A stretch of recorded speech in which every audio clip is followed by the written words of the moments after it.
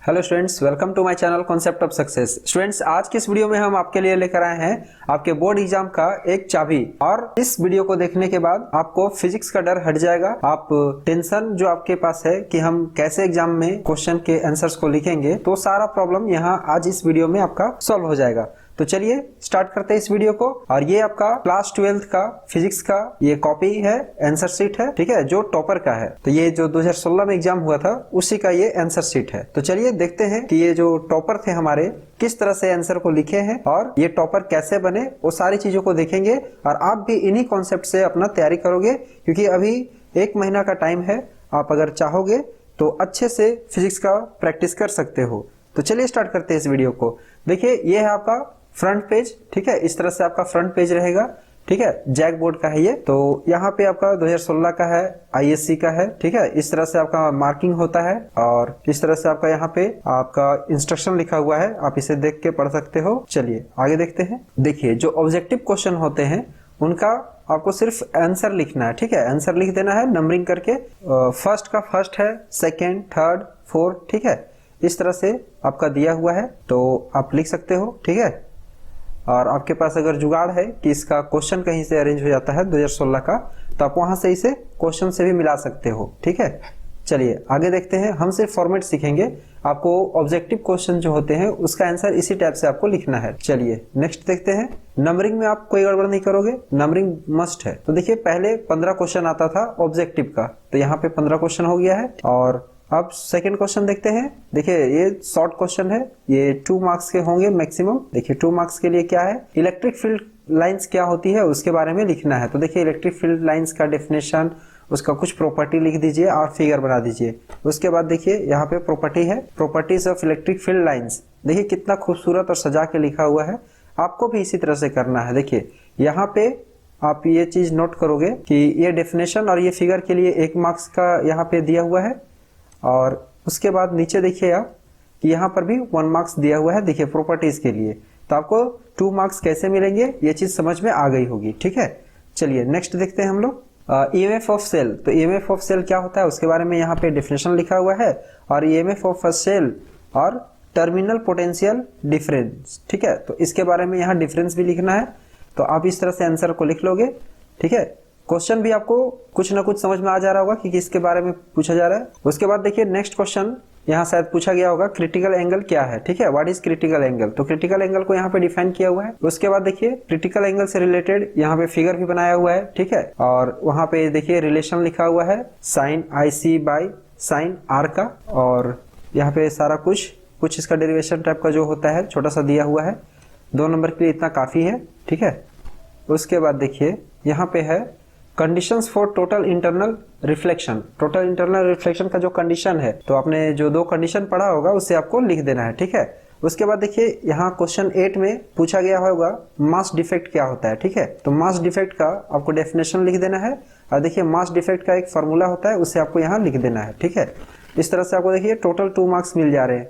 तो ये बहुत ही आपके लिए हेल्पफुल है, आप इसे अच्छे से नोट भी कर सकते हो। अगर आपको लगता है कि मेरा नंबर ना कटे तो आप इस टाइप से भी आंसर को लिख सकते हो, ठीक है। उसके बाद देखिए यहाँ पे सारे चीज को डिफाइन कर दिया गया है। फिर है nuclear binding energy. Nuclear binding energy क्या है इसका डेफिनेशन लिख दीजिए आप। उसके बाद देखिए क्वेश्चन नंबर 6 में पूछा गया है coefficient of self induction. Self induction क्या है उसका कोफिशिएंट, तो उसके बारे में यहाँ पे एक्सप्लेन किया हुआ है। देखिए 2 मार्क्स इसे फुल मिल गया है। उसके बाद कोफिशिएंट ऑफ म्यूचुअल इंडक्शन, उसी को और थोड़ा सा एक्स्ट्रा बढ़ा के लिखा हुआ है। फिर देखिए यहाँ पे आपका फिगर ड्रॉ करके और सारा चीज डिटेल से लिख दिया गया है। फिर देखिए क्वेश्चन नंबर 7 दिख रहा है। क्वेश्चन नंबर 7 में पूछ रहा है Rutherford's nuclear model of atoms, तो उसके बारे में लिखा हुआ है, ठीक है। तो इसी का सारा चीज लिखा हुआ है, आप भी लिख दोगे इस तरह से, आपको फुल मार्क्स मिल जाएंगे, ठीक है। चलिए नेक्स्ट क्वेश्चन देखते हैं। देखिए नेक्स्ट क्वेश्चन डायरेक्ट 16 में पहुंच गया, ठीक है। तो यहाँ पे आपको जिसका आंसर पहले आएगा उसे आप लिख लोगे फटाफट से, ठीक है, और neat and clean. 16 number question में जीनर डायोड क्या है, तो जीनर डायोड का डेफिनेशन लिख देना है आपको एक्सप्लेन कर देना है और उसका डायग्राम बना देना है। देखिए डायग्राम है, मैं फ्रंट में कर दे रहा हूँ, ठीक है, ये आपको डायग्राम बना देना है जीनर डायोड का। उसके बाद है Zener diode as a voltage regulator, ठीक है। इसमें एक और क्वेश्चन ऐड होगा, जीनर डायोड जो वोल्टेज रेगुलेटर की तरह से काम करता है उसके बारे में लिखना है, तो आप आंसर को लिख दोगे। ठीक है, चलिए आगे देखते हैं। फॉर आउटपुट, देखिए उसी को और लिखा हुआ है यहाँ पे, है ना। Voltage, when input voltage increases, ठीक है, उसी को और बढ़ा के लिखा हुआ है। फिर कांस्टेंट है, उसी का और टर्म्स है, लिख दीजिएगा। ठीक है, चलिए नेक्स्ट सवाल है, देखिए question number 15, photo electric effect. क्या होता है फोटो इलेक्ट्रिक इफेक्ट, उसके बारे में। तो ये जैसे जैसे वो स्टूडेंट को पहले आते गया वो अपना आंसर को लिखते गया। ये देखिए फोटो इलेक्ट्रिक इफेक्ट का जो डायग्राम होता है, मेटल सरफेस है, यहाँ से आपका रेडिएशन या फिर इंटेंसिटी ऑफ लाइट फॉल हो रही है, इलेक्ट्रॉन्स निकल रहे हैं यहाँ से। Einstein equation for photo electric effect, जो आइंस्टाइन का इक्वेशन है फोटो इलेक्ट्रिक इफेक्ट के लिए, उसका हम लिखे हुए हैं यहाँ पे, ये देखिए। ठीक है, कितना अच्छा से खूबसूरत सा हैंडराइटिंग में लिखा हुआ है। आपको भी ऐसे ही आंसर को करके आना है। फिर है polarization of light. 13 number question में क्या पूछा गया है, पोलराइजेशन ऑफ लाइट। तो क्या होता है पोलराइजेशन ऑफ लाइट, उसे आपको लिख देना है। चलिए आगे देखते हैं। उसका एक सर्कुलर पोलराइजेशन लाइट, उसका एक डायग्राम बना दिया गया है। फिर है बर्वेस्टर्स लॉ। ठीक है, तो बर्वेस्टर्स लॉ क्या होता है उसके बारे में लिख देना है आपको। इसका एक फिगर आता है, फिगर बना देना है और उसके बारे में सारा डिटेल्स लिख देना है। चलिए नेक्स्ट देखते हैं। ये आपका रिलेशन दिखाया गया है, आपको रिलेशन भी कर देना है। ठीक है, आपको 2 मार्क्स यहाँ मिला हुआ है। चलिए क्वेश्चन नंबर 10 दिख रहा है हमें, प्रिंसिपल ऑफ पोटेंशियोमीटर। पोटेंशियोमीटर क्या है, उसका प्रिंसिपल है और उसी का फिर देखिए ये डायग्राम है, comparison of EMF of 2 cells. 2 cells का ईएमएफ को कंपैरिजन का फिगर दिखाया गया है। आप इसे भी इस तरह से बना लोगे, सर्किट डायग्राम, और फिर इसका डेरिवेशन होगा, उसे भी कर दिया गया है। देखिए ये हो गया, इसे 2 मार्क्स मिल गया। चलिए आगे देखते हैं। आगे है 11 नंबर क्वेश्चन दिख रहा है, ये शायद 11 नंबर क्वेश्चन है, स्ट्रक्चर ऑफ आइटम से रिलेटेड क्वेश्चन है, कर लोगे आप इसे। चलिए आगे देखते हैं।